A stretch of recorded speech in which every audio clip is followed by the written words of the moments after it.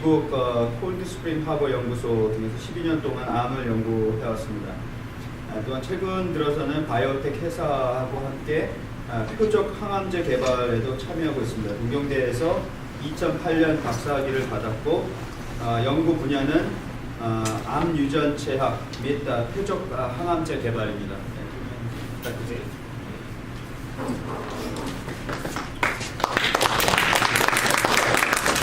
네, 안녕하세요. 박재현입니다. 이렇게 저에게도 발표할 기회를 주셔서 감사드리고요. 그리고 어떻게 보면은 좀 너무나 진부하고 어려운 내용이 아니라 조금 더 알기 쉽고, 그리고 중간중간 사진을 많이 집어넣었고요. 그리고 여러 가지 좀 우스갯소리는 얼마나 내용도 넣기는 너무 지루하지 않게끔 진행하도록 하겠습니다. 그리고 혹시 중간에 궁금하신 점이 있으시거나 아니면 뭐 좀 나누고 싶은 이야기가 있으시면 언제든지 멈춰주시고 이제 말씀해 주시면 질문에 대답을 하도록 하겠습니다. 제가 오늘 말씀드릴 내용은 항암 치료의 새 패러다임 표적 항암제란 무엇인가 이 제목을 정했습니다. 그래서 한 가지 또 양해 말씀을 드릴 점은 저는 그 메디컬 닥터가 아니기 때문에 그 의료적인 면에 대해서는 제가 아무런 코멘트를 드릴 수도 없고 그렇게 말할 자격이 되지 않습니다. 대신에 제가 드릴 수 있는 암을 연구하는 사람으로서 그 어떤 연구자의 시각으로 보는 암은 무엇인가에 대해서 그런 쪽으로 좀 말씀드리겠습니다.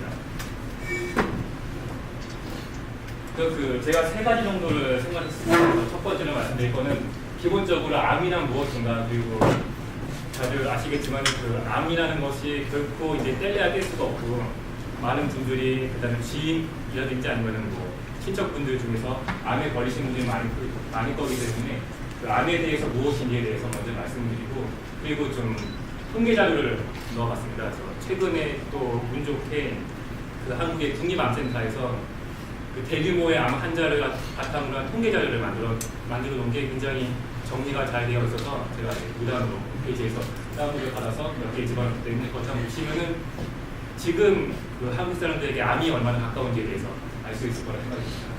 그 후로는 이제 표적 항암제에 대한 소개 및 개발 현황, 그리고 앞으로 미래는 암 치료가 어떻게 될 것인가에 대해서 간략하게 말씀을 드리도록 합니다. 첫 번째로 넣은 슬라이드는 암이 무엇인가, 이거 암의 간략한 역사입니다.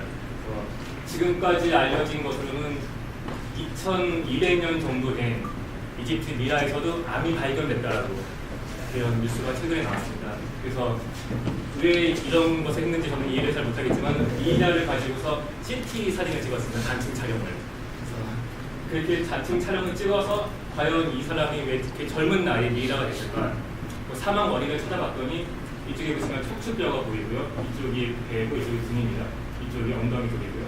그 CT에서 보시면은 그 밀도가 높아진다라고 얘기하는데 이렇게 하얗게 보이시는 조그만 점들이, 조그만 동그라미들이 보이죠. 이런 것들이 암의 그 종양이 번져서 여기까지 온 것입니다. 척수랑 그다음에 골반까지 나가 있는 걸 볼 수가 있는데요. 그래서 좀 더 찾아봤더니 이제 그 프로스테이트 캔서, 전립선 암이 결국 번져가지고서 어깨와 목에까지 이 미라에 번져져 있더라. 그래서 사람들이 얘기한 게 암은 인류와 참 가까이 있었다. 지금의 현대의 병이 아니고 이미 몇천 년 전 살았던 사람들도 암에 걸려서 많이 살았던 사람들이 죽었다라고 얘기할 수가 있어요. 영어로는 캔서라고 됩니다. 근데 이 캔서가 라틴어로 개를 뜻하거든요. 그래서 왜 사람들이 이런 질병을 캔서라고 부르게 되었는지는 여기 보시면은 그 개 등껍질이 있지 않습니까? 그래서 그 가장 눈으로 보기 좋은 피부암의 경우에는 마치 그 개의 등껍질처럼 보이는 거죠. 이렇게 암이 보이기 때문에 옛날 사람들이 캔서라고 이름을 짓게 되었습니다. 우리나라 말로는 암 또는 종양이라고 부르고요. 근데 뭐 스킨에도 암이 생길 수 있지만은 그 외에도 보이지 않는 곳에 생기는 암들이 사실 더 무서운 것들이죠. 여기 보시는 것처럼 이제 여기 쭈글쭈글 점막들이 있는 위에도 암이 생길 수가 있고, 그다음에 이쪽에 대장 쪽에서도 암이 생길 수가 있고. 그러면은 암은 과연 어디 생길 수 있나라고 질문하신다면은 사람의 모든 장기에서 가능한 장기에서 다 생길 수가 있습니다. 단지 그 발생 빈도에 차이가 있을 뿐이고요. 이쪽에 보시면 남자들 같은 경우에는 뭐 폐암, 위암, 여러 가지 전립선암 여러 가지 수가 있고요. 그다음에 여성분들의 경우에는 마찬가지로 폐암, 그리고 특히나 그 유방암이라든지 뭐 자궁암 같은 난소암, 자궁암이 많이 생길 수가 있습니다. 근데 그렇다면 암은 덩어리라고 생각하기가 쉽고 우리나라 말에도 종양이라고 불리면가지고 고형암, 종양이라고 불리는데요. 근데 그러한 것들만이 암인 아니고요. 여기 보시는 것처럼 혈액암이라고 불리는 게 있습니다. 백혈병이라고 다르게 불리게 되고요. 이름이 백혈병이 된 이유는 여기 보시면은 이 빨간 것들은 적혈구가 있고요. 중간중간에 뭐 림포사이트라든지 백혈구들이 있는데 백혈병에 걸리게 되면은 이런 그 혈액세포의 분화에 이상이 생겨서 그 적혈구보다는 백혈구의 비중이 더 많아지게 됩니다. 그래서 이제 그 사람의 피를 뽑게 되면은 맑은 붉은색이 아니라 약간 좀 허옇게 피가 빈다고 해가지고서 예전부터 백혈병이라고 부르게 되었습니다. 이것도 암이라고 저희는 카테고리에 집어넣습니다. 혈액암으로. 또 하나 좀 특이한 게 있다면 최근에 많이 뉴스거리에 나왔던 이 골육종이라는 건데 오스테오사코마라고 하는 것인데 뼈에 생긴 암입니다. 피부나 장기뿐만이 아니라 뼈에도 암이 생길 수가 있습니다. 최근에 혹시 그 동계올림픽과 관련된 뉴스를 보시는 것 중에 모태범이라는 선수가요. 모태범이라는 선수가 열심히 그 올림픽을 준비를 했는데 항암 치료 못 받고 열심히 준비를 했는데 알고 봤더니 여기 어깨뼈에 굴욕종이 생겨서 어깨뼈를 드러내고 선수생을 접어야 하는 그런 뉴스가 최근에 나왔습니다. 굴욕종 같은 경우는 빈도는 굉장히 낮지만은 거의 뭐 그 치료하기 굉장히 힘든 암 중에 하나입니다. 그래서 암이라고 하면은 상식적으로는 어떤 덩어리 생각하기가 쉬운데요. 덩어리뿐만이 아니라 이렇게 피 안에서도 암 세포들이 증식을 할 수가 있고 그리고 뼈 같은 그런 곳에도 암 세포가 증식을 할 수가 있습니다. 그러면 여기서 드는 그 의문점 중에 하나가 그냥 암을 어떻게 정의를 해야 가장 간략하고 그 암의 성질을 잘 파악할 수 있을까 하는 점이 되겠는데요. 그래서 그 저희 쪽 분야에서는 거의 뭐 성경처럼 모시고 있는 그러한 논문이 있습니다. 2000년도에 한 번 나왔고요. 그리고 최근에 다시 한번 새로운 버전이 나왔는데요. 여기서 말하는 것은 암의 그 어떠한 기본적인 성질들입니다.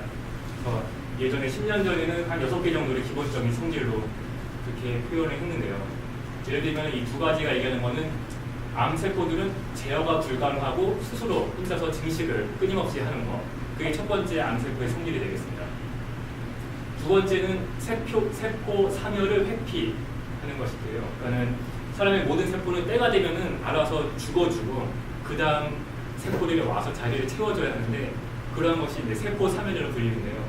이 암세포들은 세포 사멸이나 시그널을 받아도 죽지 않고 계속 살아있네요. 그래서 암세포를 계속 자라게 되고요. 그게 두 번째가 되겠습니다. 세 번째는 침유 및 전이라고 해가지고서요.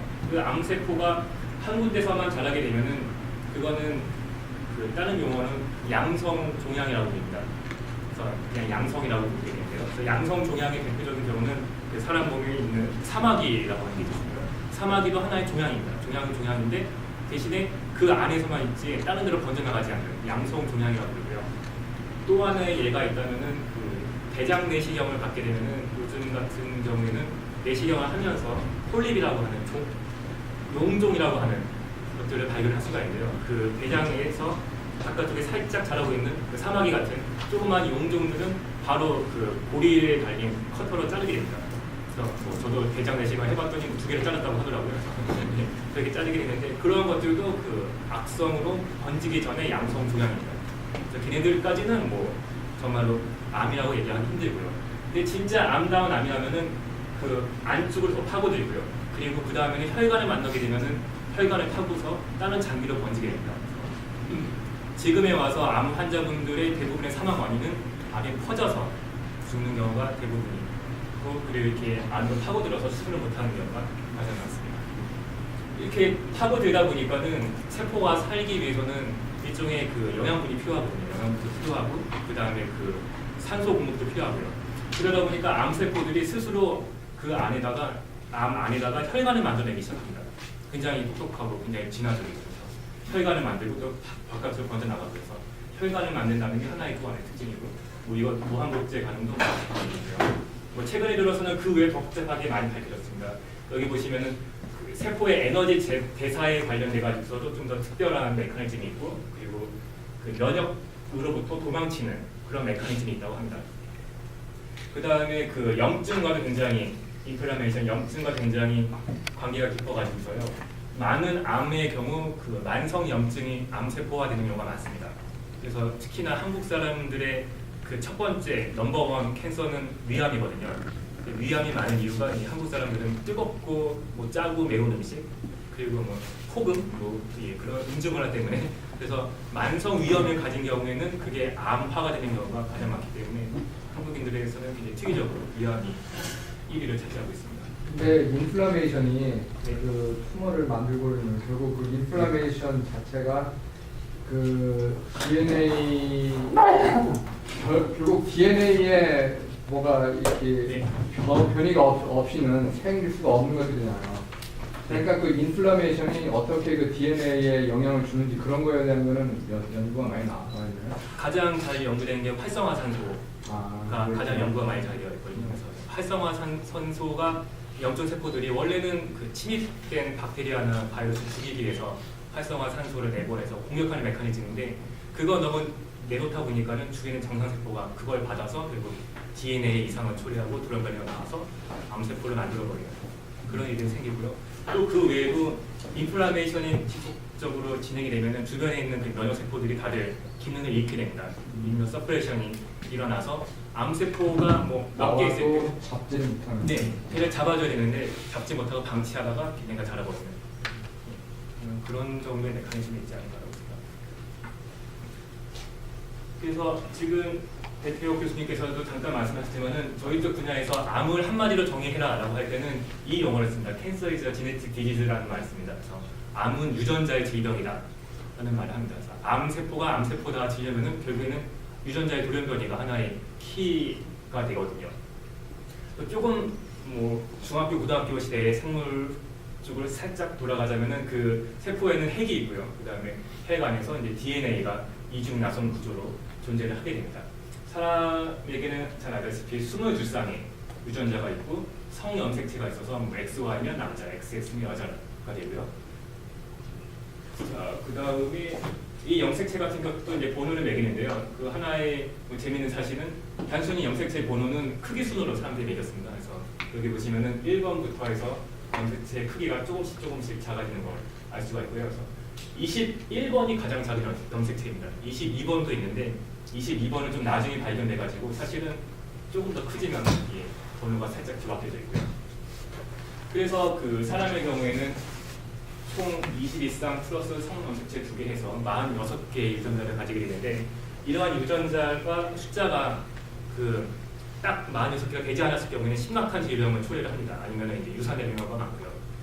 유산까지는 아니지만은 태아가 태어나는 경우에 혹시라도 21번 염색체가 하나가 더 있는 경우에 이럴 때 그 생기는 질병이 이제 잘 알려진 다운 증후군이 되겠습니다. 그래서 네, 뭐 다음 증후군에 대해서 더 말씀드리겠습니다. 그래서 심각한 질병을 초래를 하게 됩니다. 46개의 염색체인데 재밌는 것은 고릴라와 침팬지의 유전자는 48개입니다. 그래서 48개에서 사람은 46개로 왠지 좀 유전자가 너무 많으면은 이게 분열이 되다가 잘못해가지고서 이제 뭔가 문제가 생겨버리면 심각한 질병이 여길 수도 있으니까는 좀 더 적은 숫자가 좀 더 염색체가 적고 좀 더 컴팩트한 염색체가 더 진화의 증거가 아닐까라고 생각할 수 있지 않겠습니까? 말도 안 되는 소리인데. 라고 사람들이 생각하면서 그러면서 나온 뉴스가 이겁니다. 그 44개의 염색체를 가지고 잘 살고 있는 사람들이 이 세상에 있다는 거였고요. 이 사람들이 어쩌면 초능력을 가진 엑스맨일 수도 있고요. 아니면은 뭐 핵전쟁이 일어나고 뭐 방사선이 쐈을 때 마지막까지 살아남는 신인류 좀 더 진화되는 인류일 수도 있고요. 그래서 실질적으로 살고 있습니다. 여기서 나온 논문은 이제 중국에서 나온 논문인데요. 이 사람들이 발견한 게 몽골 쪽과 가까운 중국의 내륙 지방에는 하나의 마을이 있는데 그 마을 사람들은 굉장히 오랜 세대 동안 그 근친 혼인을 했다고 합니다. 근친 혼인이 아니고서는 그 사람 파악했던 게 외부 사람들 만나면은 다 아예 유산이 되어버리는. 그래서 이제 전통적으로 근친 혼인을 하게 되는데 여기 보시면은 가계도가 지금 나와 있죠. 여기 아버지 어머니가 있고 이렇게 있는데 나중에 이제 형제들끼리 결혼을 하고 그러고 나서 이 아들은 낳는데 아들을 외부에서 데리고 나가시는 결혼을 했더니 결국 또 애가 죽어버리고 여기 그 진하게 되어 있는 것 여기는 아직 검사가 안 된 거고요. 진하게 되어 있는 경우에는 유전자 검사를 했더니 염색체가 15번이 하나 없고 14번이 달라붙어 버립니다. 그런 경우입니다. 그래서 정자와 난자 하나씩 만나서 퍼펙트 매치가 되어야 되는데 이쪽 분은 15번이 없었고 외부에서 온 사람은 15번이 있었는데 15번 염색체가 작은 것만 나오고 이렇게 여러 가지 문제가 생기면서 애들이 유산되어버리는. 그 동네 사람들은 이 지능이나 아니면 여러 가지 그 사람들의 그 능력으로 봤을 때 네. 어때? 제가 볼 때는 문제가 많을 것 같은데. 의외로 의외로 커다란 문제가 없이 네. 잘 살아왔다는.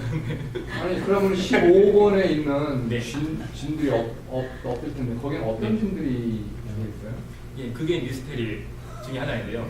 근데 여기서 말한 거는 굉장히 컴비네이션 때문에 좀 다른 데로 가 있는 거 아니에요? 굉장히 특이한 경우로 대부분의 염색체가 십삼에 붙었다는 게 이 사람들이 그렇죠. 파악한 내용입니다. 네. 보시면은 예, 원래 크기가 네. 13번, 16번 사이에 있는데 크지 않습니까? 그러니까 13번, 진들은 있고 다만 대부분이 그들이 그냥 퓨전이 되고 퓨전 대상에. 그래도 근침 혼이라면 문제가 되게 많다고. 예, 그렇죠. 열성 유전자들 그렇죠. 가져가지고 다양한 질병을 나타낼 수 있죠. 위험하죠. 그리고 예, 예. 금방 열통이. 네. 그래도 아직 종족이 살아 있는 걸로 봐서는 그분들의 어떤 왜냐면 다운조이 같은 경우는 네, 굉장히 어뷰스하게 네. 어피어런스에서 차이가 있잖아요. 네. 그분들도 네. 그 바깥에서 봤을 때 네. 어뷰스한 면밀한 키가 뭐 상대적으로 크다던가 논문에서는 뭐 사진이 안 나오기 때문에 생각할 수는 없습니다만 논문에서는 정상적인 생활을 해왔다라고 그렇게 나와 있습니다. 예. 그래서 얼마나 그럴 정상적인 것 같지 모르겠지만. 않아. 그렇게 외부하고 고립돼 있는데 네. 무슨 정상적인 생활을 해? 네. 그래서 뭐 이분들은 살아남은 종족이기 때문에 뭐 어떻게 말을 못하지만 비슷한 경우가 그 일본의 왕족들이요. 일본의 왕족들은 아직까지도 근친 결혼 물론 이제 굉장히 조그만 가족은 아니지만 많은 친척들이 있지만 그 안에서 근친 결혼을 하거든요. 그래서 일본 왕족에 대한 피노타입의 겉보기 그 모습들이 나타납니다. 아시다시피 얼굴이 굉장히 좀 하얗게 우는 얼굴처럼 되어 있고 키가 작고요. 그리고 오래 살지 못한 경우가 많고요. 예. 그래서 과연 이 근친 혼인이라는 게 유전적 입장에서 봤을 때는 결코 환경에 좋지가 않거든요. 좋지 않은 게 굉장히 안 좋아요. 네, 응. 예, 그거는 말도 안 네, 돼. 네. 그래서 뭐 저희 우리나라에서도 옛날부터 동성동본 혼인은 금지하고 다 이게 과학적인 근거가 예, 그게 다 있는 거 다르니까. 아니겠습니까? 예, 예. 그래도 이분들은 자기네들만의 방식으로 살아남으셨고 앞으로 어떻게 될지는 다시 유전자를 돌아가서요. 46개 유전자가 있고요. 그 다음에 30억 개 정도의 염기 서열이 있습니다. 30억 개 유전자가 되어게 되어 있고요. 이 30억 개 유전자에는 약 2만 1,000개의 유전자가 있다고 알려져 있습니다. 그러면은 그 2만 1,000개 유전자 중에서 암을 일으키는 유전자들은 저희는 크게 두 가지로 분류를 합니다. 하나는 온코진, 하나는 튜머 서프레서진이라고 부르는데요. 종양 유전자, 종양 억제 유전자가 되겠습니다.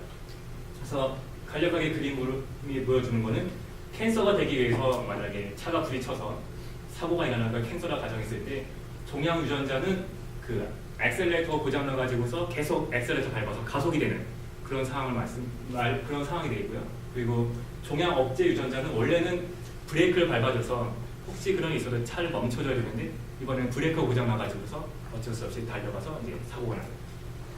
그래서 엑셀레이터 혹은 뭐 브레이크 그렇게 저희가 평가를 하고 있습니다.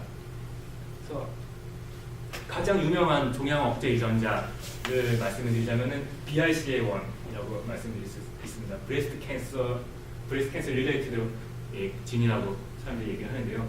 BRCA1이 유명해진 이유는 작년이었습니다. 작년 5월에 한 번 굉장히 유명했습니다.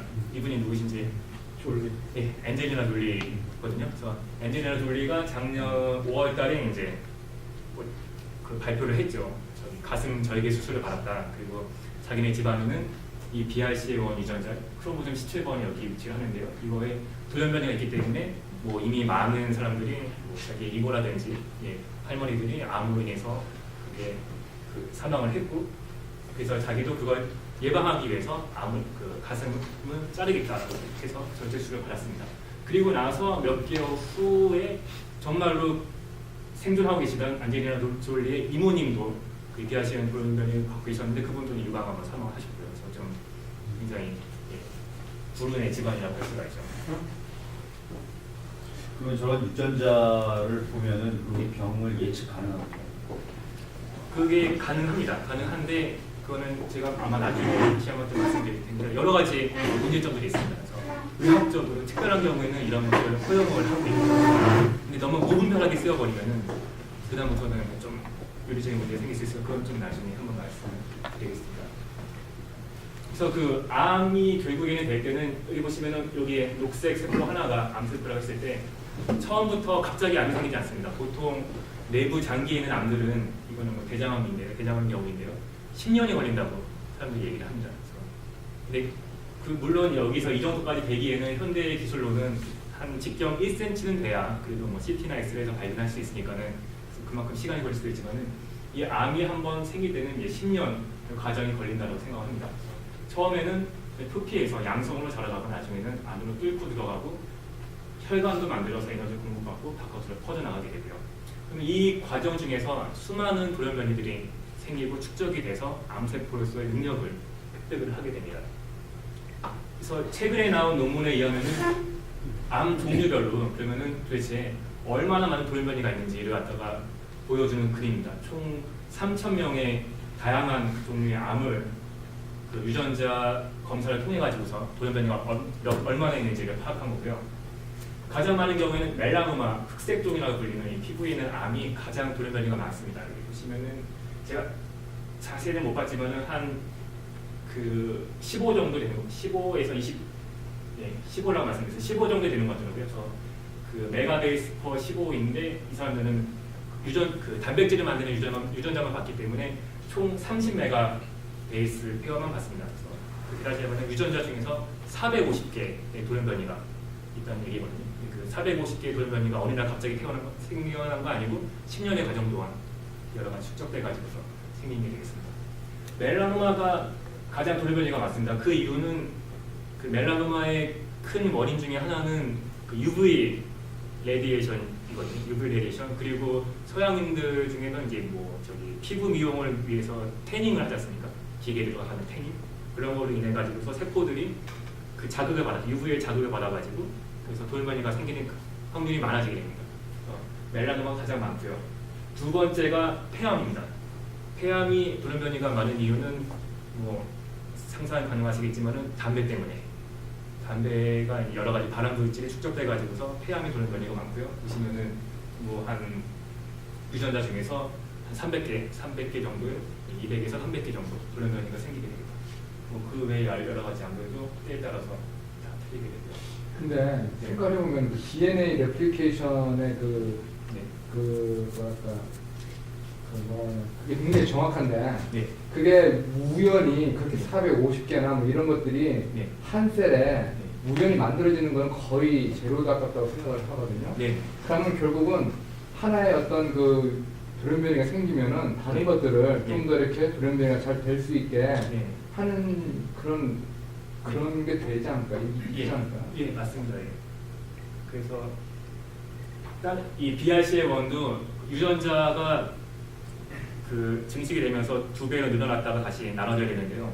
그렇게 그 복제 에러를 수리해주는 그런 기능을 하는 애입니다. 그런 기능을 하는 애가 기능을 못하기 때문에 그래서 암화가 돼서 더 많은 돌연변이가 생겨버리는 거거든요. 그 잘 알려진 종양억제 유전자 중에는 그런 그 DNA 리페어진이라고 하는 애들이 많이 있습니다. DNA를 고장난 걸 고치지 못해가지고서 오히려 암을 촉진시키는. 또 하나 얘가 바로 이 다음에 나오는. 그래서 다시 한번 말씀드리지만 저희가 보는 암은 유전자의 질병입니다. 그래서 모든 암세포는 유전자에 돌연변이가 있고 그로 인해서 능력을 획득해가지고서 암이라는 커다란 덩어리 혈액암을 만들게 되고요.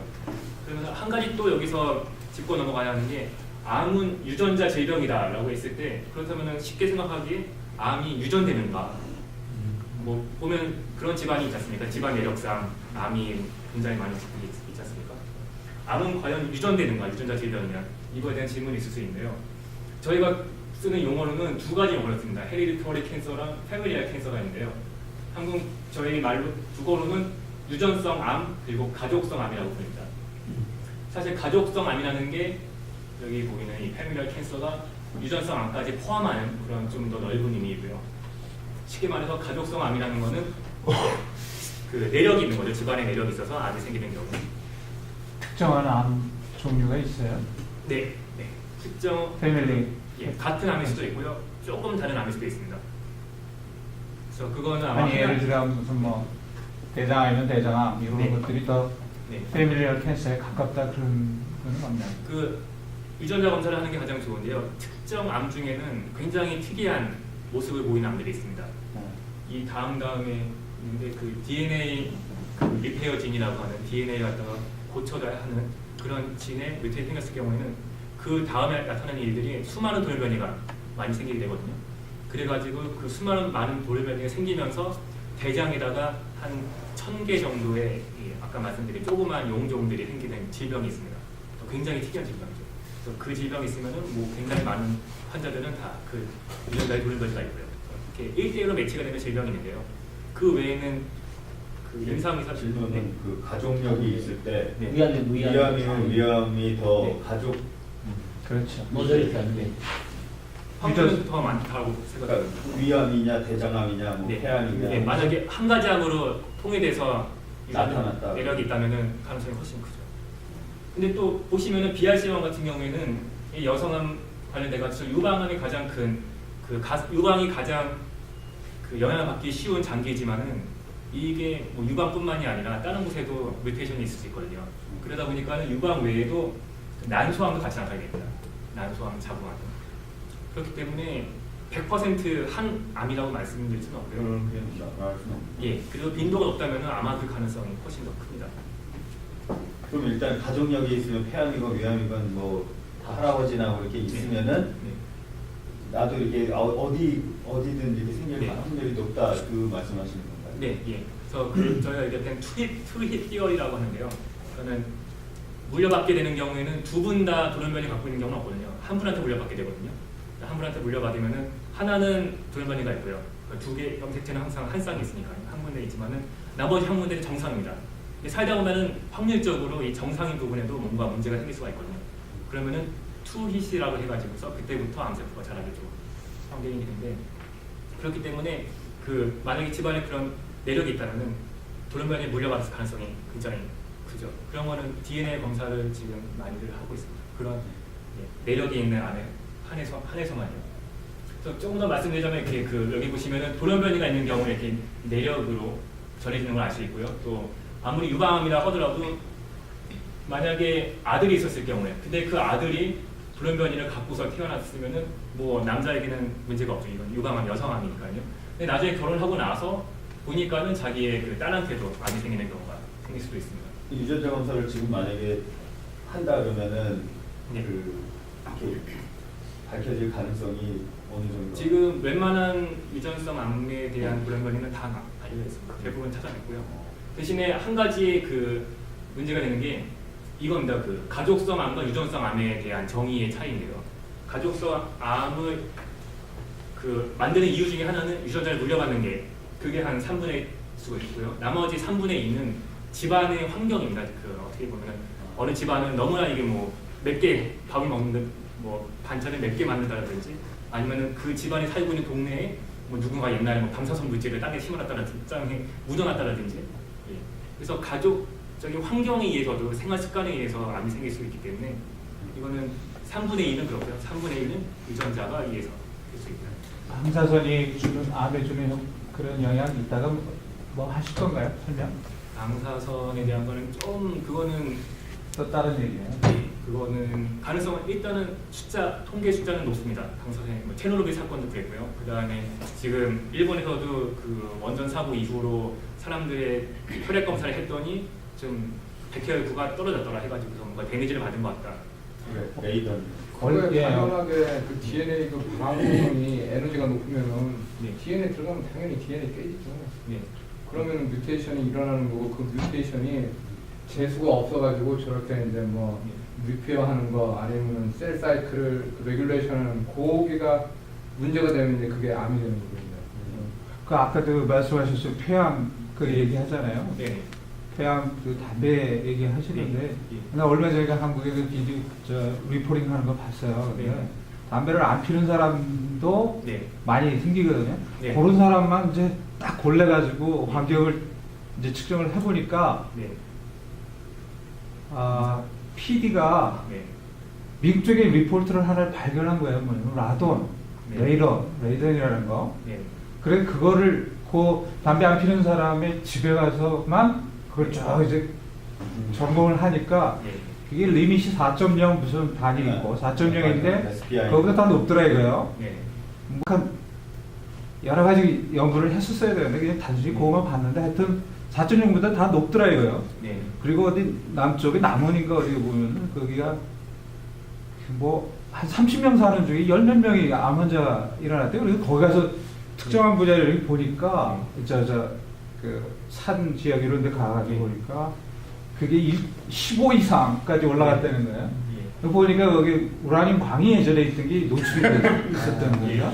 그래서 미국은 지금 라돈에 대한 규제가 있거든, 법적으로. 그래서 이게 뭐 그 PD도 그게 원인이 아니냐 그렇게 얘기하는데 내가 왜 한국은 쉽게 여기서 개거품 들고 이런 얘기를 하는데 최근에 주위에 암 환자들이 지금 저기 해가지고 관심이 엄청 커졌는데 예. 폐암 특히 그 폐암에 대한 원인이 말이죠. 그 담배만은 아니라는 얘기를 하고 예, 맞습니다. 지금 레이런 그게 담배하고 연결이 됐을 때 6배가 크대요. 발병 그 확률이. 네. 그래서 모르겠습니다. 네. 그리고 암은 워낙 복합적이어서요. 그러니까 암은 유전자 질병을 말씀드리고 돌연변이가 몇백 개가 생기는데요. 돌연변이를 만들어주는 환경은 굉장히 많습니다. 담배뿐만이 아니라 여러 가지 있을 수 있습니다. 뭐 먹는 거에 있을 수도 있고요. 환경적인 것일 수도 있고, 그다음에 상처럼 뭐 너무 긁어서 염증이 심해져가지고 배가 또 돌연변이 될 수도 있고요. 그리고 바이 찬스로요. 이 효소 자체가 에러를 만들어내기 때문에 운이 정말 없으면은 아무 이유 없이도 나올 수가 있어요. 피할 수 없는. 계속 해주시죠. 죄송합니다. 네. 자, 그래서 이런 그 BRCA1이라고 하는 유명한 유전자가 유방암에서는 뭐 유전성 암에 굉장히 많은 비중을 차지하고요. 영국 같은 경우에는 가족성 암 중에 10%에서 플러스 그 양성이 나온다고 합니다. 그러다 보니까는 무슨 일이 있었냐면 2009년에 영국의 병원에서 BRCA1 이 가게 그 돌연변이가 있는 가게였거든요. 그래서 이 사람들이 시험관으로 아기를 갖다가 출산을 하면서 양수 그 추정난 단계에서 뭐 팔세포, 배반포 상태에서 DNA 검사를 해가지고서 이 BRCA 뮤테이션이 없는 것만 골라서 아기를 태어나게 하는 일이 생깁니다. 그래서 얼마나 참 애가 그 뭐랄까요 그 마음이 아프고 그렇게 뭐 온 집안이 유방암에 와서 이렇게 피해를 받았으니까는 그 심정은 이해가 되지만은 이렇게 만들어지고 인해 가지고서 여러 가지 사회적인 문제가 지금 논의가 되고 있습니다. 가장 대표적인 논의가요. 이게 만약에 이렇게 가능하다는 걸 사람들이 알게 되면은 그 다음부터는 유전자 검사를 남발을 하게 된다는 거거든요. 예를 들면은 특히나 우리나라에서는 지금 몇 개의 사기업 업체들이 그런 인터넷 광고를 합니다. 아이가 뭐 머리가 좋아지는지 유전자 검사를 해주게 됩니다. 머리가 좋아지는지 키와 관련된 유전자 검사를 해가지고서 그걸 갖다가 얘기를 해주게 하면서 이번에 진 하나 나왔잖아. 진에 관련된 그거 이용해가지고 네. 엄청 네, 이 피밸류 굉장히 예, 그 맨사 회원들만 모아서 이렇게 했다고 하더라고요. 예. 근데 피밸류 관련 없지 않고 뭐 0.몇 그렇게 올라가는 거기 때문에 그렇게까지 할 필요가 있으면 모르겠지만 문제가 되는 거는 그렇게 되면은 그 다음부터는 그 사람들이 맞춤형 사람을 만들 수도 있고요. 뭐 아니면은 그 군사국가에서는 체력 좋고 잘 싸울 수 있는 그런 사람들 기기 찍어내듯이 그런 사람들만 클론화 시켜서 만들 수 있고요. 그리고 정말 소설에서나 나올 수 있는 그런 세상이 될 수가 있거든요. 그래서 지금 사회적으로 그런 거는 철저하게 막으려고 하고 있습니다. 의학적인 용도가 아니고 이제 좀 검증된 유전자라는 있습니다. 이거는 또 하나의 예가 되겠습니다. 굉장히 심각한 예가 되겠는데 아까 배틀 교수님 말씀하신 그 DNA 수호 유전자에 문제가 생기면 어떤 일이 생기냐 하는 게 되겠는데 보시면은 그 일단 그 이쪽에 색깔이 칠해진 분들은 다 암에 걸린 사람들이고요. 몇 세에 암이 나타났는지 그런 것들이 나오죠. 30대도 있고요, 그다음에 뭐 40대도 있고요. 그리고 암을 그 유전자를 물려받은 집안에서는 계속 그 밑에 자손들에게 질병이 퍼져 나가는 걸 볼 수가 있고요. 대신에 유전자를 물려받지 않은 그 자손들한테서는 또 암이 발생을 하지 않고요. 그리고 뭐 한 가지 암뿐만이 아니라 뭐 대장암부터 시작해가지고서요, 뭐 뇌종양도 있고요, 유방암도 있고 여러 가지 각종 암이 질비하게 됩니다. 이런 경우에는 뭐 유전자 검사를 받아서 지금 저희가 하고 있는 거는 시험만 하기까지 가진 않고요. 그런 건 아니고 대신에 예를 들면은 이쪽 집안에서 지금 아이들이 태어났는데 이미 장남은 암이 걸렸습니다. 장남은 암이 걸렸고요. 근데 둘째, 셋째 딸, 그 다음에 넷째 딸 불원변이가 있는데 아직 암은 생기지 않았고요. 그러면 저희가 그 병원을 사고 있는 건 뭐냐면 지금 현대적으로 하는 거는 얘네들한테 1년에 2번씩 검사를 합니다. 1년에 2번씩 이제 정기적으로 검사를 해가지고서 초기에 발견해서 초기에 치료를 하게끔 하는 것을 지금 최선의 방법으로 생각하고 있습니다. 이런 자리들이 보험회사에서 많이 가지고 있으면 이 보험이 커버가 되는 거죠. 근데 보험회사에서 그런 걸 조사 대여를 가지고 있어가지고 그래서 이런 정보들이 세워나가면은 이제 사회적인 차별을 받게 되죠. 이런 사람들은 보험료를 더 받겠다고 보험을 근데 나올 수도 있고. 요번에 그 프리 비지스팅 컨디션으로 그 구입하는 거 없애잖아요. 네. 그래서 아마 없앨 겁니다. 미국에서 여러 가지 좀 통계를 적어나왔습니다. 그래서 지금 우리나라에서 가장 최근 통계 2011년 통계인데요. 평균 수명은 남자 77, 여자 84세고 평균 수명까지 생존 시 암이 걸리는 확률은 남자의 경우는 5명 중이며 여자의 경우는 3명 중 1명입니다. 근데 물론 그 생기기 전에 이제 뭐 사고가 자연스럽게 수 있기 때문에 더 퍼센트가 좀 높을 수가 있고요.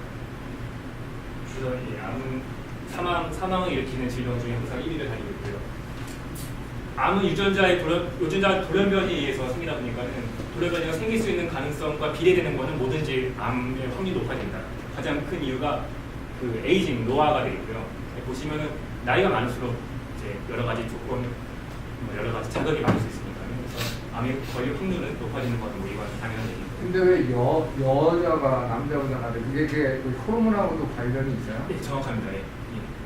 이 나이 때는 그 폐경기 여성에게는 유방암이라든지 여성암에 걸릴 확률이 그때는 갑자기 높아지기 때문에 남성과는 조금 차이가 호르몬 관련된 암들. 그래서 그런 걸 많이 그러니까 50 넘는다면은 여성 호르몬이 많은 게 좋지. 적절하게.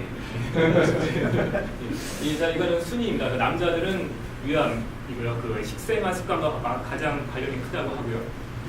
여자분의 경우에는 갑상선암 같은 경우에는 최근에서야 사람들이 신경 쓰이기 했는데 몇 년 전만 해도 갑상선암은 암이 아니다라고 생각했습니다. 거의 뭐 큰 무리가 없으니까요. 근데 최근에는 갑상선암도 그 조기 진단에서 진단을 하기 시작했기 때문에 그래서 이제 건수가 늘어나는 갑상선은 암은 좀 제외시켜야 되고요. 그거를 놓고 보자면은 유방암이 가장 많습니다. 또 하나의 특징은 최근 10년, 20년 사이에 대장암이 빈도가 굉장히 높아졌습니다. 대장암이 높아지는 이유는 그 식생활 습관이 많이 서구화되면서 고기를 많이 드시는 것 같아요. 그런 것이 관련이 크고 그리고 덜 움직이고 운전을 많이 하고 그다음에 자리에 많이 앉아있고 고인력 직종과 우리가 지금 다 그러고 있잖아. 많은 연관이 있는 게 대장암과 폐암 하루 종일 앉아 있잖아. 재밌어도 안 걸려. 그렇게 되고 있습니다. 아이고. 그러면 암 치료는 많이 발전하고 있는데 이거는 희망적인 소식입니다. 그래서 5년 단위를 끌어봤을 때 전체적으로 이제 저희 암에서는 5년 생존율을 계산을 하는데요. 갑상선생님 모든 암에서 전반적으로 늘어나고 있는 걸 볼 수 있고요. 남자도 마찬가지고 여자도 마찬가지고 전혀 이제 기술 치료법이라든지 뭐 조기 진단이 좋아지고 있습니다.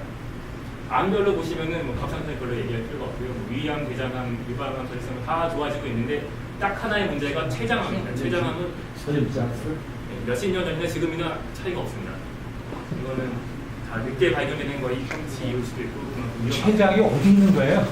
췌장은 그 위 밑에 초장이 지나가는 그 안쪽에 그 숨겨져 있죠. 네. 그래서 팬크리아에. 웬만해서는 찾기가 힘들 뿐더러 또 증상이 증상이 없으니까 증상이 굉장히 심해지기 때문에 진짜 자체가 없더라고요. 가끔씩 최토픽, 오토픽으로 나옵니다.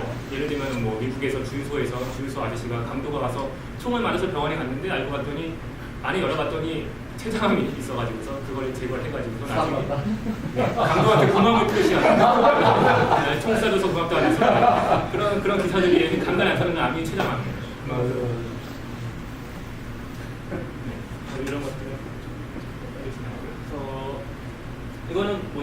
그 북한 국소 원격, 자 모르는 분들 빼놓고요. 공개적인 데이터가 포함 안 했으니까요.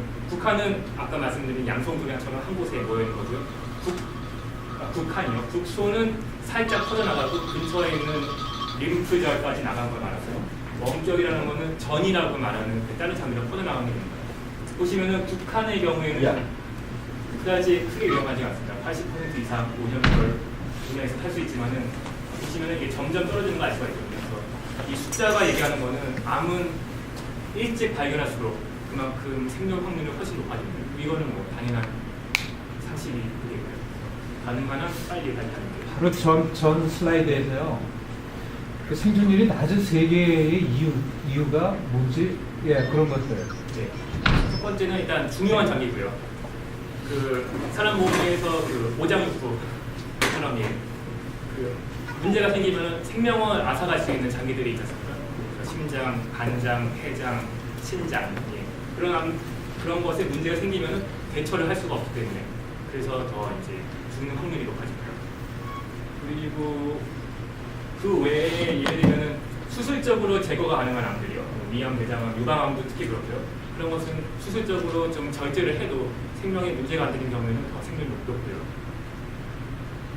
여러 가지 이제 그 치료법에 따라서. 그러면 뭐 전이가 더 쉽다든지 그렇지는 않나요? 그 저런 세계들이? 여러 가지 이유가 있습니다. 전이가 쉬워서 많이 퍼지는 경우가 첫 번째가 되겠고요. 그것도 있고. 예. 네. 두 번째는 현재 기술상 좀 발견하기 힘든 안쪽에 있어가지고서요. 뭐 위암, 대장암은 내시경, 위내시경, 대장내시경 때문에 발견하기 쉽거든요. 유방 같은 경우에는 그 마모그래피로 하면 발견할 수가 있거든요. 근데 폐암, 간암은 찾기가 힘드니까는 찾고 났더니 말기 이 경우라서 찾기가 힘든가요? 폐가? 딱 있는데. 뭐 엑스레이는 그런 거 자주 찍어주신다면은 예. 아. 하지만 보통 증상을 느끼고 나서 갔을 때는 이미 뭐 2기, 3기 이 경우가 많죠. 증상이 느꼈을 때 갔으면 그리고 현재 치료법이 얼마큼 커버하느냐. 네. 저 갑상선암은 100% 생존율이 맞는 겁니까? 네네. 이거 갑상선암은 사실 그렇게 심각하게 생명을 앗아가는 문제가 있는 건 아니고요. 또 하나는 갑상선과 관련된 것이 결국에는 호르몬이 살짝 바뀌거든요. 근데 그 정도의 호르몬은 지금 저희가 갖고 있는 약으로 충분히 케어가 가능합니다. 또 그다지 퍼지지도 않고요. 특별한 경우를 빼놓고서 갑상선암은 큰 무리가 되지 않습니다. 그래서 예, 전이 뭐 발견 치료에 의해서 생존이 조금 틀려집니다. 위암, 대장암 같은 경우에는 그래도 좀 아까는 못했지만은 좀 더 자세히 보시면은 전이가 되면은 그다음부터는 뭐 거의 치료가 힘들다고 생각하시면 되고요. 폐암 같은 경우에는 이미 그 초기에 발견한다 하더라도 수술도 거의 힘들고요. 안쪽이다 보니까 우리가 수술을 하려고 하다 보면은 부작용이 더 많이 생길 수 있기 때문에 그렇기 때문에 전반적으로 좀 낫습니다. 유방 같은 경우는 지금에 와서는 이게 그 전이가 아니고서는 뭐 그렇게 생명까지 앗아갈 정도로 심각하지 않고요. 하지만 아까 말씀드린 췌장암은 처음에 발견을 하든 나중에 발견하든 별 차이가 없이 굉장히 치료하기 힘든 암입니다. 그래서 예, 여기까지 첫 번째 했고요. 그 다음 두 번째는 좀 많이 스킵을 하고요. 세 번째가 좀 더 재밌을 것 같습니다. 표적 항암제에 대해서 좀 말씀드리자면 암 치료법이 여러 가지 있어요. 수술, 뭐 화학. 이거 8시 15분까지 써도 되니까 상관없어. 8시 15분. 오. 두 번째 문제.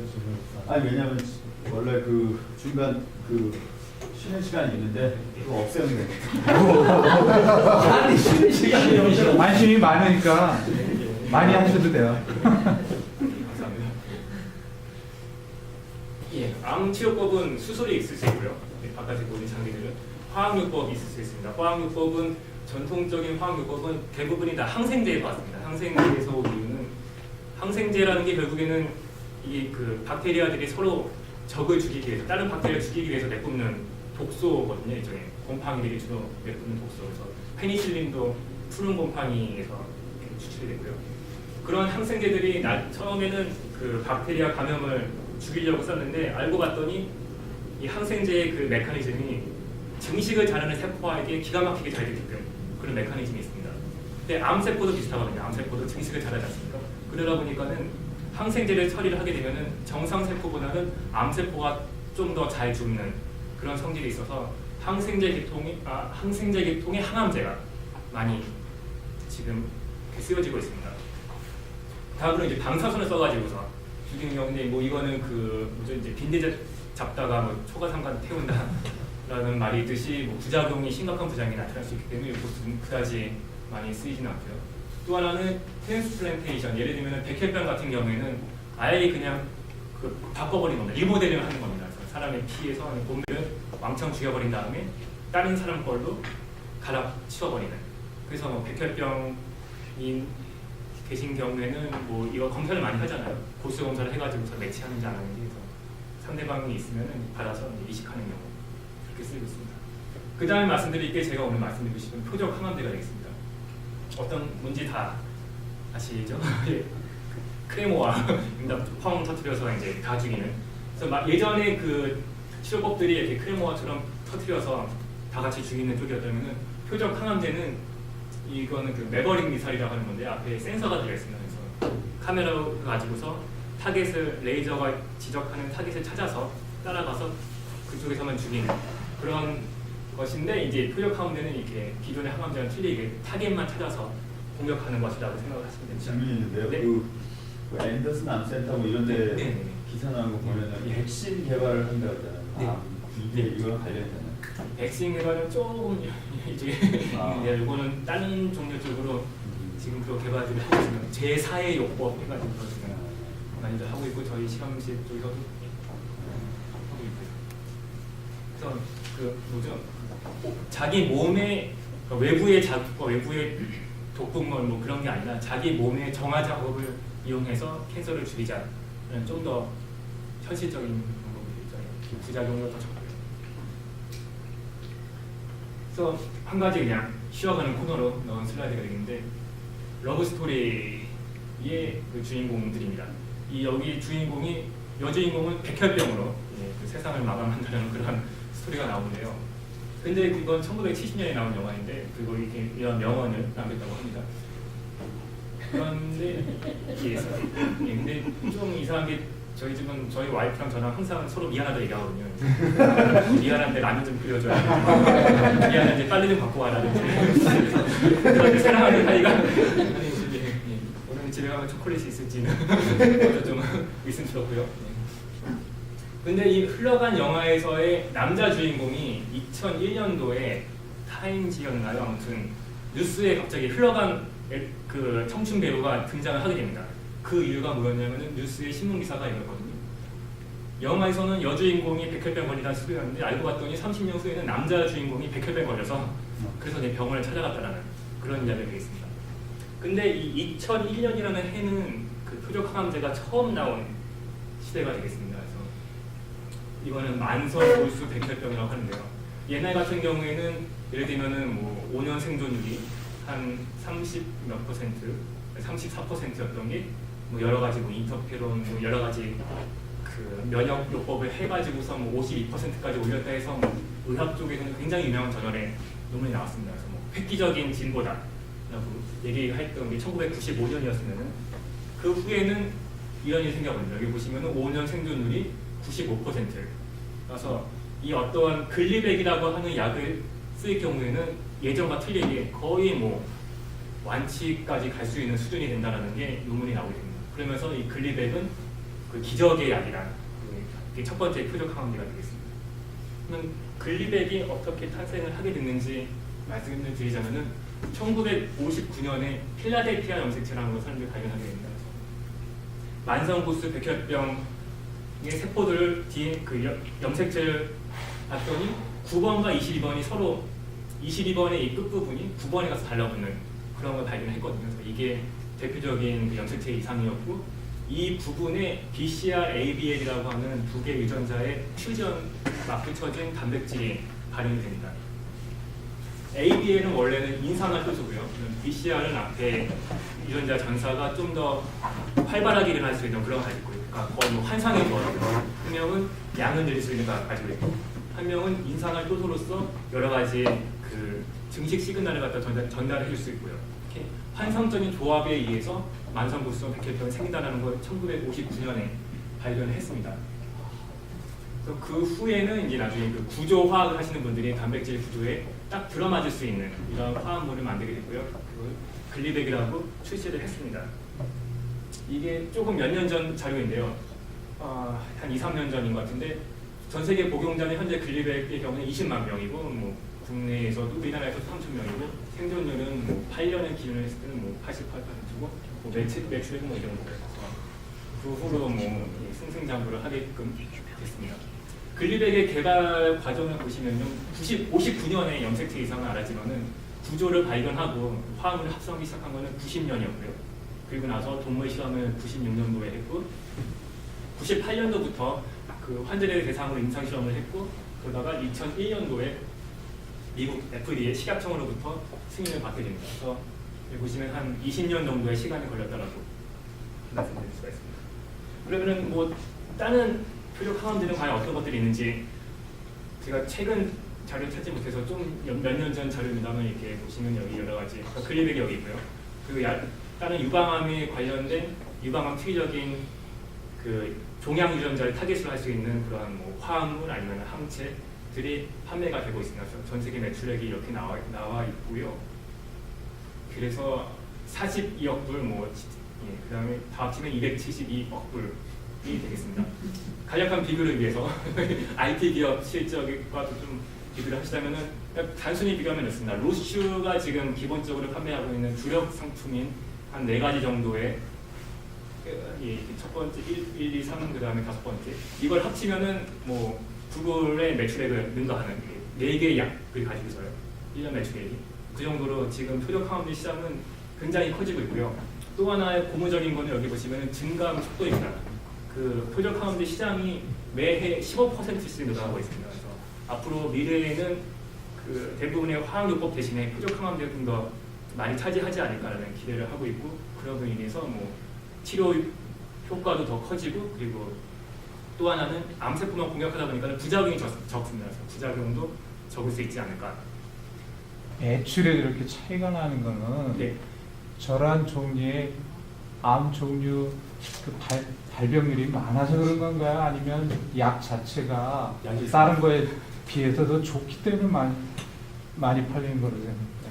하나 재미있는 사실은요, 이러한 것들은 20년간 특허권이 유지 보호를 받거든요. 20년간 특허권을 보호받으면서 제약사들이 투자한 걸 본전을 뽑기위해서인지 어떻게든지 비싸게 판매를 합니다. 보통 몇천 불, 한 달에 몇천 불 들어가고요. 글리백 같은 경우에는 1년에 뭐 한 4만 불에서 6만 불, 약값, 거의 약값을 쓰인다라고 되었습니다. 근데 이게 또 뭐 제약사만 탓할 수 없는 게 뭐 그만큼 또 많이 투자를 했기 때문에 그럴 수 있지만 모험이 다 있어. 네. 그걸 다 낸다는 거 이거. 이제 또 하나는 우리는 나라별로 우리나라와 일본 같은 경우에 국가주도형 의료보험 회사들은 그 암 환자들이 그 커뮤니티를 만들어 가지고서 정치가들 압박을 해가지고서 법원에 통과시켜서 글리백이라든지 헛세팅 같은 거는 보험 적용 대상입니다. 지금 그래서 약값을 좀 더 적게 받을 수 있고요. 뭐 미국에서는 있을 수 없는 일이겠지만. 또 하나의 이제 좀 희망적인 일들은 이 말씀드렸듯이 얘네들의 특허 보유 기간은 20년입니다. 20년이기 때문에 20년이 지나면은 다른 중견 기업 제약들이 복제약을 만들 거거든요. 카피약 아니면 뭐 제네릭 혹은 뭐 바이오시밀러라고 얘기하는데요. 그걸 만들어낼 거기 때문에 뭐 몇 년 후에 10년 후에 그래도 2020 몇 년이 돼야지 오래 하셔야 됩니다. 살아남아야 돼. 그때까지 걸리지 않고 살아남아야 돼. 혹시 타세바가 언제쯤 나온 건지 아세요? 비약을 개발이? 타세바가 아바스틴이나 아바스틴은 2004년으로 알겠습니다. 2004년으로 알고 타세바도 최근 아닙니까 타세바? 아니요. 근데 그 아. 얘네들이 또 조금씩 겹친다. 타세바가 있고 그 다음에 그 기피티닙이라는 것도 있고 또 하나가 또 있는데요. 결국에는 타겟은 똑같고요. 화합물이 약간 틀린 애들이 있거든요. 그러다 보니까는 이거보다 좀 더 일찍 개발된 것도 있고 최근에 개발된 것도 있고. 그러니까 예를 들어서 글리백 같은 경우는 백혈병만 되는 거고 이렇게 딱 타겟이 정해져 있는 건가요? 지금 보시면은 그것은 그 표적이 암 특이적이냐 아니면은 광활하게 나타나냐에 따라 틀립니다. 그래서 아까 말씀드린 이 필라델피아 크로모즘은 만성 고수성 백혈 전체는 아니고요. 만성 고수성 백혈병에만 보이기 때문에 지금 거의 그쪽만 타겟을 하고 있고요. 대신에 여기 보시면은 어디 보자. 예. 여기 아바스틴 같은 경우에는 아바스틴은 얘는 혈관 신생을 막아주는 겁니다. 그러다 보니까는 혈관 신생이라는 거는 고형암의 특징이거든요. 그래서 적용증이 더 넓습니다. 그래서 많이 폐장, 폐암. 바라는 말이 들어가는데 그 무슨 뜻인지 아세요? 네? 바라는 말이 많이 들어가잖아요. 타세바, 넥사바, 네네. 아바스틴. 예. 사실 얘네들은 원래 이름이 따로 있습니다. 원래 이름은 지금 여기 보면 섞여 있고요. 얘네들은 글리벤, 뭐 이래서 이런 애들은 그 판매, 그죠? 저기 상표고요. 의학용어로는 다른 이름이 있습니다. 뭐 이마티닌, 뭐 베바수자미, 뭐 이렇게 다른 있는데 리브로 끝나는 애들은 자 이마티닌 리브로 끝나는 애들은 화합문입니다. 그리고 IB로 끝나는 애들은요. 그리고 맙으로 끝나는 애들 뒤에 AB로 끝나는 애들은 항체입니다. 예. 그래서 지금 뭐 상품명은 아마도 좀 비슷하게 맞는 것 같지만은 얘네들의 그 학문적인 이름은 규칙이 있습니다. 뒤에 오로 끝나는 애 따라서 화합문이냐 항체냐. 그래서 그 뭐 20년, 30년 걸리는 건데 지금 뭐 제가 뭐 표적하는데 관심 있다고 하더라도 과연 뭔가 지금부터 시작하면 이 30년 나타나면은 뭐 은퇴할 때나 뭔가 빛을 볼 수 있지 않을까 생각할 수 있으면 다행히도 최근에는 많은 기술이 있어가지고서요.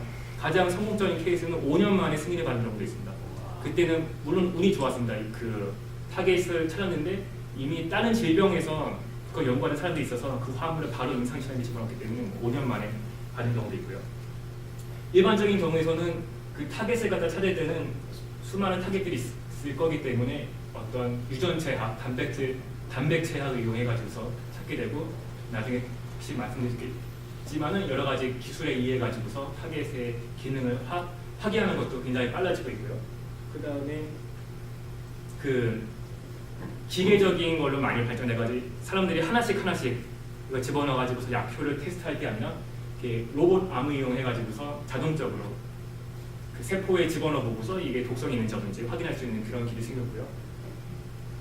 그 다음에 그 구조를 연구하시는 분들에 의해 가지고서 이제는 운에 의해서 몇만 개 중에서 찾아내는 게 아니라 구조를 한 다음에 거기에 잘 맞는 애를 디자인해서 그 유기화학적인 방법으로 합성해가지고서 시험에 보는 경우도 있고요. 그리고 하나 빠졌는데 여기 컴파운드 같은 경우에는 지금 웬만한 대학과 웬만한 회사에서는 뭐 20만 개가 넘는 컴파운드를 갖다가 라이브러리 이미 구축했습니다. 앞으로 써먹기 위해서요. 그리고 우리나라 같은 경우에는 그 한의학 연구원 같은 경우는 이제 한방제에서 한약에서 한약 추출물, 그다음에 뭐 천연물에서 추출한 것들 이용해가지고 라이브러리를 만들어가지고 나중에 써먹으려고 하고 있고요. 여러 가지 점점 빨라지고 있습니다. 이게 끝나면 세포에 집어넣고 동물 실험하고 그다음에 임상 시험에 들어가야 하는데 여기선 또 이제 뭐 파마코지노믹스라든지 여러 가지 그 모델이 나와가지고서요. 암 환자들을 갖다가 다 불러서 실험을 할 게 아니라 선별하는 거지. 좀 더 들을 확률 높은 사람들을 뽑아서 하는 쪽으로 그렇게 가는 식으로 하고 있습니다. 그래서 점점 빨라지고 있고 뭐 지금은 선곡적인 케이스 아까 말씀드린 거 5년이었고요. 뭐 10년이면은 가능하지 않겠냐는 얘기들이 나오고 있습니다.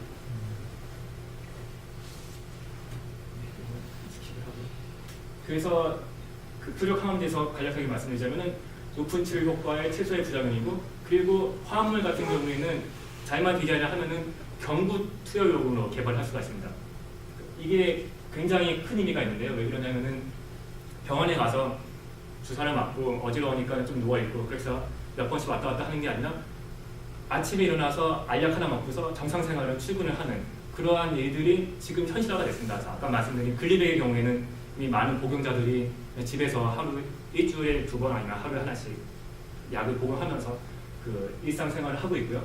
그러고 인해서 앞으로 암이라는 것은 죽음, 생명 위협하는 질병이 아니라 만성화된 질병을 생각을 해야 하지 않느냐라는 말들이 대두가 되고 있습니다. 대신에 뭐 여전히 췌장암과 폐암은 좀 그건 이해가 되겠습니다. 단점은 고가의 치료 비용입니다. 그 다음에 모두에게 적용되는 게 아니라 분자 표적, 아까 말씀드린 그런 특정 유전자를 갖고 있는 환자에게만 적용 가능하고 나머지 사람에게는 뭐 백해무용한 그런 게 되고요.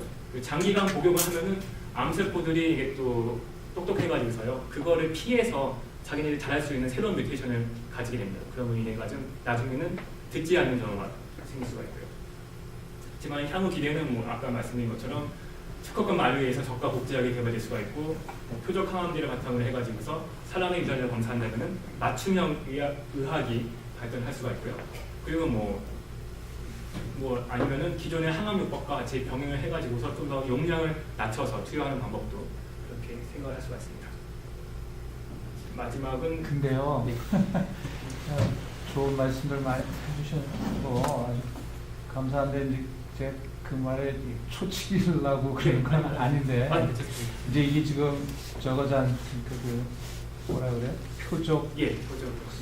표적성 치료제. 네. 여기서 이제 대부분 여기 있는 분들 아마 안 걸리셨잖아요 아직도. 네. 근데 걸린 사람들 치료하고 그 암 치료제 다 사용하잖아요 요즘에는. 네.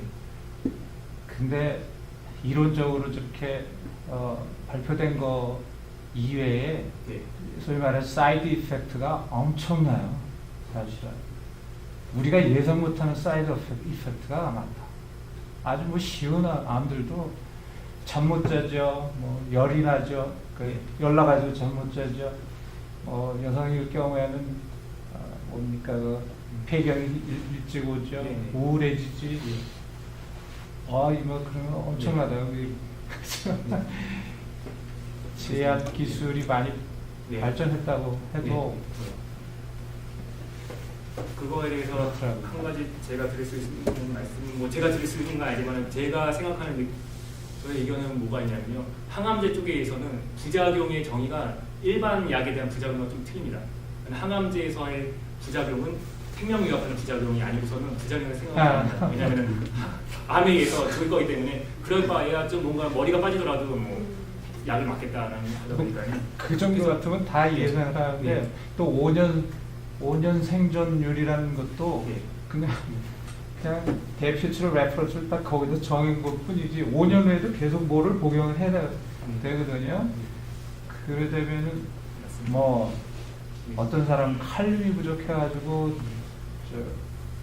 다공증, 뼈에 골다공증. 골다공증 이런 것도 오고 살아있는 세포도 아까도 적다 그러지만 네.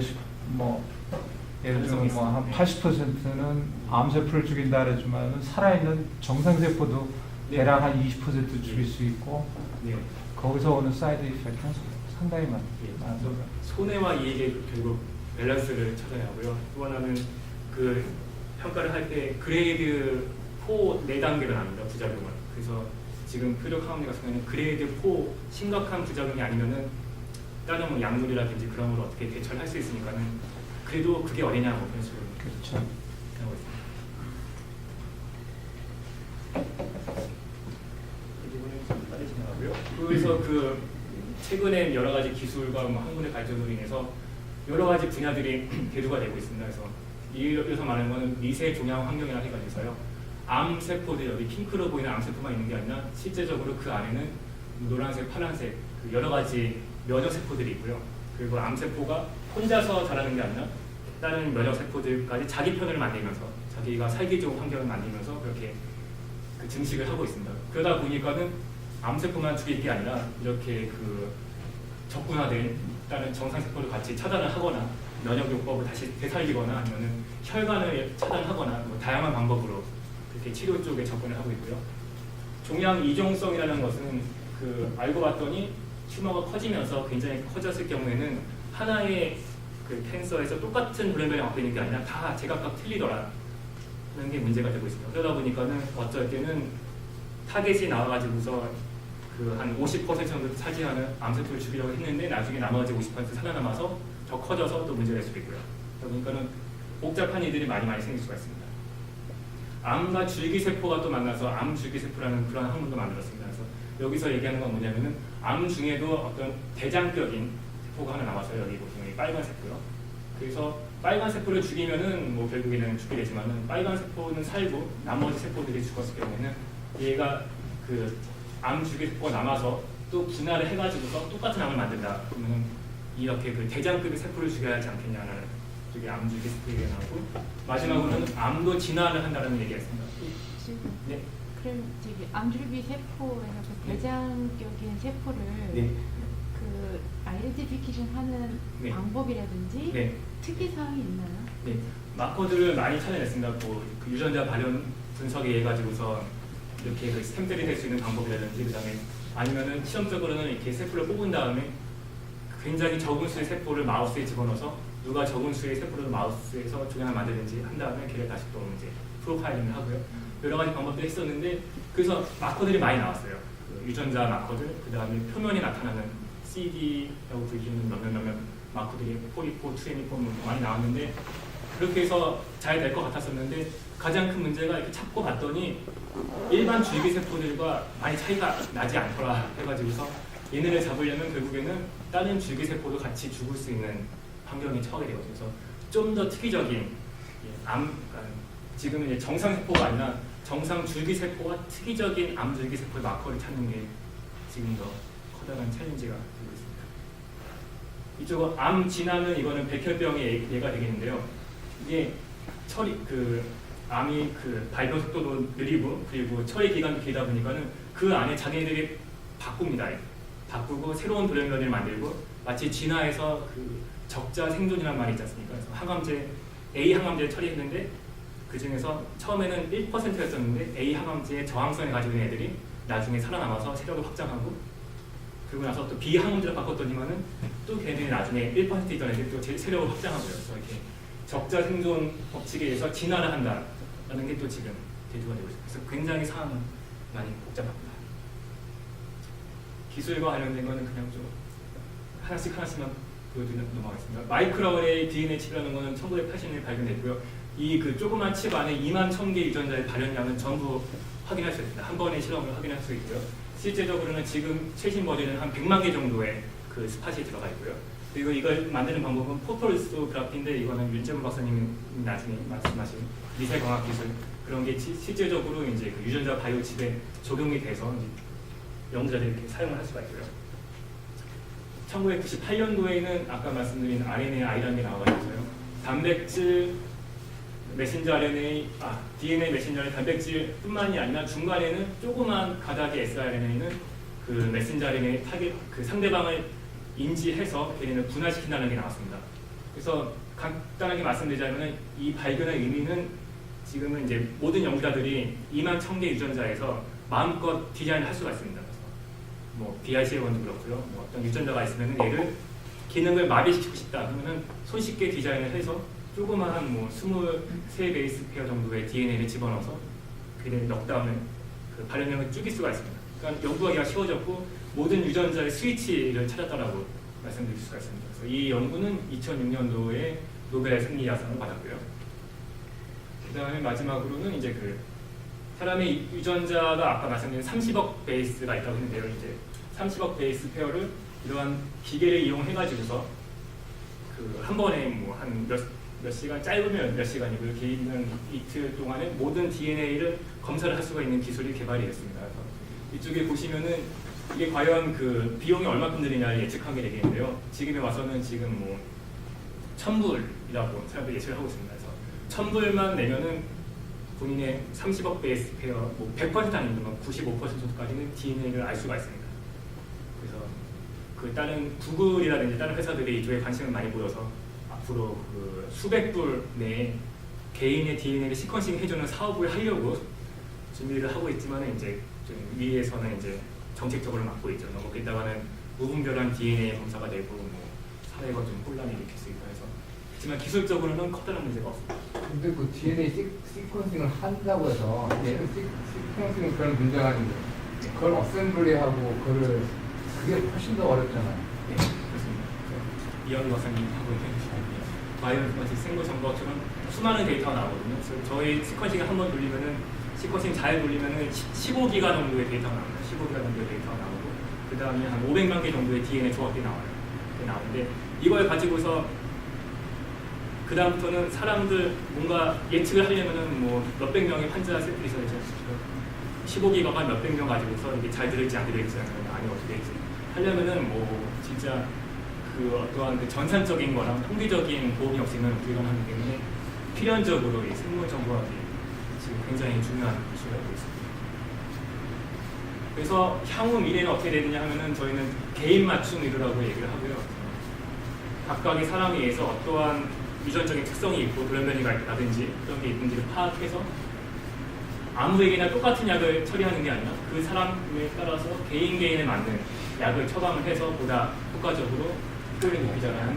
개인 맞춤 이유가 언젠가 대조를 할 거라고 사람들이 얘기를 하고 있습니다. 그러다 보니까는 이제 좀 사회적으로 과연 아기가 태어났을 때 이렇게 무분별한 검사를 하면은 어떻게 되겠냐. 그래서 여전히 여러 가지 이슈들이 있습니다. 비용 대비 효과, 이만큼 비용을 드릴 필요가 있을지, 그리고 유전적인 특성도 있지만 환경적인 문제도 같이 병행을 해야 되거든요. 유전자만의 문제가 아니라 여러 가지 생활 습관, 식습관도 관심을 가져야 하고, 여러 가지 검사의 남용, 환경적 요인 이런 것들을 다 생각해야 됩니다. 그래서 1971년에 닉슨 대통령이 암과의 전쟁을 선포했습니다. 미국에서 선포를 해가지고서 10년이면은 이 정도 돈을 쓰면은 암이 정복되지 않겠냐, 결핵처럼 했는데 아직까지 암은 정복이 안 됐고요. 그래서 암은 가장 중요한 건 예방이고요. 조기 진단이 그 암이고, 항암 치료, 항암 관리인데 각각에서 중요한 키워드들이 있다면은 예방을 어떻게 할 것이냐, 키모 프리벤션이라는 게 또 이렇게 대두가 되고 있습니다. 한국에서도 많이 하고 있어요. 이건 뭐냐면은 먹는 거로써 암을 예방하자. 그래서 카레에 있는 성분이라든지 고춧가루에 있는 캡사이신이라든지 녹차라든지 그런 걸 해가지고서 암을 예방하자인데 예방까지는 그거는 하루에 고춧가루 숟가락 한 잔 이상은 기대하기 힘들고요. 이거보다는 대신에 암을 치료하고 나서 재발을 막기 위한 재발 방지 차원으로 키모프리벤션을 많이 하고 있고요. 바이오마크라는 것은 조기 진단 치료 여러 가지를 많이 필요하고, 아까 말씀드린 항암 치료가 있고, 마지막으로 드린 말씀드린 콜라테럴 라이프라고 해가지고서 가늘고 길게 살 거냐 아니면 짧게 살더라도 일상생활을 하면서 고통 없이 그 생활을 영위하겠느냐, 거기에 따라서 이제 그 여러 가지 치료법이 선택이 될 거라고 생각이 듭니다. 제가 너무 주저없이 이것까지 말씀드리면 안 되지만 이상입니다. 질문 있으면은 5분만 받겠습니다. 전이 박사님. 네.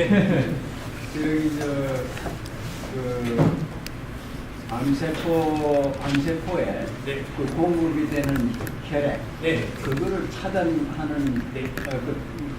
저 방법이 많이 나온다고 하는데, 예, 그렇습니다. 그게 효과 면에서도 또 네. 그 가격이라든지, 네. 그걸 한번 좀 설명해 주시겠습니까? 가격은 아직까지 비싸고요. 아까 말씀드린 것처럼 얘는 항체이기 때문에, 항체의 경우는 바이오 시밀러라고 해가지고요. 똑같은 항원을 집어넣어서 대량으로 생산, 몇만 리터짜리 탱크에다 대량으로 생산을 해서 하는데, 이피션시가 어떻게 되지? 삼성전자가 이제 그걸 하려고 하고 있고요. 그래서 쓰게 되면은 이렇게 그 미세 동양 확률이나 아까 말씀드린 혈관이라든지 면역세포를 차단하는 그런 약물들은 단독으로는 치료가 안 나타납니다. 지금까지는 단독으로 쓰지 않고 있고요. 다른 기존의 화학요법이라든지 다른 그 표적 항원을 같이 쓰고 있습니다. 단독으로는 효과를 볼수 있는 약합니다. 아까 그 암세포는 자기가 이제 그러니까 자기 스스로를 제거할 수 있는 능력이 1개월 됐다고 네. 했잖아요. 근데 TV나 이런 데서 나오는 선전에서 보니까 암세포가 자기를 그러니까 수술을 할 수 있도록 하는 그 보시는지 모르겠지만 포코이즌이라고 그 요소를 일종의 그 미약 같은 그런 식물에서 찾았다고 하고 있거든요. 근데 거기도 보면은 과학자들이 막 연구를 해서 결과가 났더라고요. 그런 거 진짜 있나요? 있습니다. 잘 알려진 게, 저희에서 잘 알려진 게 튜머 네크로시스 팩터라고 TNF를 시그널이라는 게 있거든요. 이 TNF라는 게 있는데요. 얘네들은 이제 다른 정사세포에서 봤던 거였는데 암세포도 있어가지고 사람들이 굉장히 흥분했던, 이걸 잘 이용하면은 튜머 네크로시스가 튜머셀을 죽일 수 있는 시그널을 전달할 수 있겠다 해가지고서 그 리셉터에 달라붙일 수 있는 기질, 라이건들을 막 찾고 여러 가지 했었습니다만 아직까지 상용화 되지 않고요. 좀 전통적으로 많이 했었습니다. 그래서 암세포도 있습니다. 먹더라고요. 가lum가. 믿지 마. 그거는 약이 아니라 그냥 소질이 너무 그럴싸하게 과학자들이 있잖아요. 그 많은 것들이 그 혹세무민이라고 하는 대부분의 결과들이 동물 실험에서 많이 바탕이 되어 있는데요. 동물 실험은 아시다시피 엄청난 양을 매일같이 죽은 경우가 있고, 또 동물 모델의 경우에는 모든 암들이 빨리 봐야 하니까요. 마우스는 1년만 가도 못 살거든요. 다 암들이 2달 만에 생깁니다. 사람의 10년 생기는 암과 마우스 2달 만에 생기는 암은 천지 차이가 있을 거거든요. 근데 그러한 암을 대용량을 써가지고 찍었는데 이거 아예 사람에 적용될 수 있을까까지는 공부해야 할 사안이 많기 때문에 그런 데이터는 희망적이긴 하지만 아직은 많이 없는. 이경 박사님 한마디만 더 받고 예, 고맙습니다. 오늘 그 아주 일반적인 그 진짜 저 세상에 리포트 그런 리포트를 좀 같이 공유했으면 좋겠는데 의견을 일본에서 최근에